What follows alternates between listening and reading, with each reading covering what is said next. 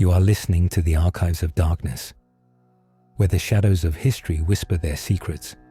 Content warning.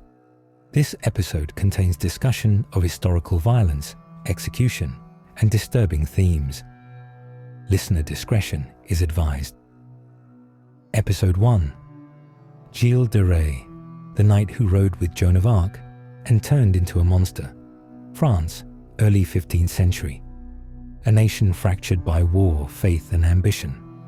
Among its nobles rode a young man destined for both glory and infamy, Gilles de Rais. Born around 1405 to one of the richest families in Brittany, Gilles was raised in castles and trained in warfare from childhood. He inherited vast lands, titles, and the pride of a line that claimed knighthood as birthright. He was charismatic, brave, and intelligent, the perfect noble heir. When Joan of Arc rose to lead France against the English, Gilles rode at her side. He became one of her closest commanders, celebrated for courage and devotion. Chroniclers record that he fought at Orléans, helped escort Joan to Reims for the crowning of Charles VII, and stood beneath the royal banners as the trumpets of victory sounded. For a moment, he was a national hero. Yet after Joan's capture and execution, something in Gilles changed.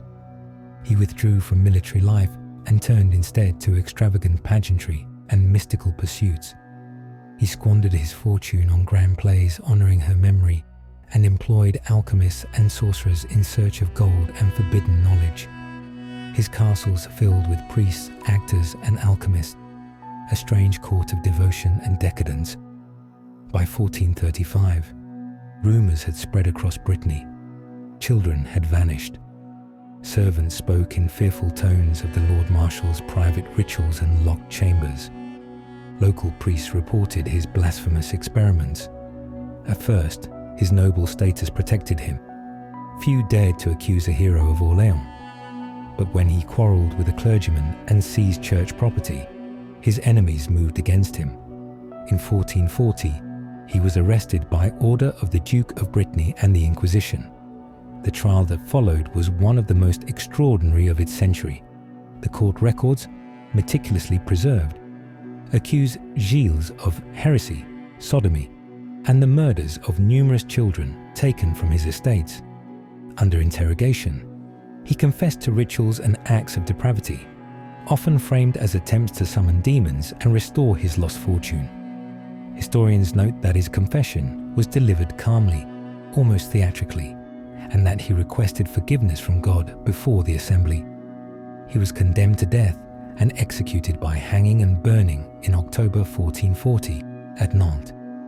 Fact and legend blur in the centuries that followed.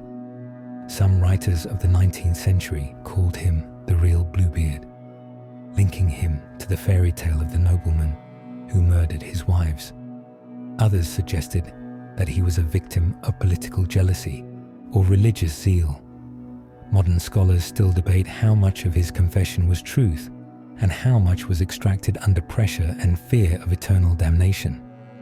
Was he a genuine monster, or a man destroyed by the superstitions of his time?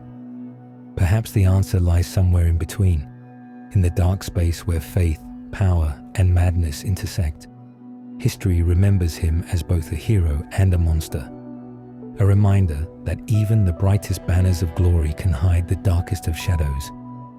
Next time, we travel to the castles of Hungary, where whispers tell of a countess said to bathe in the blood of virgins, Elizabeth Bathory.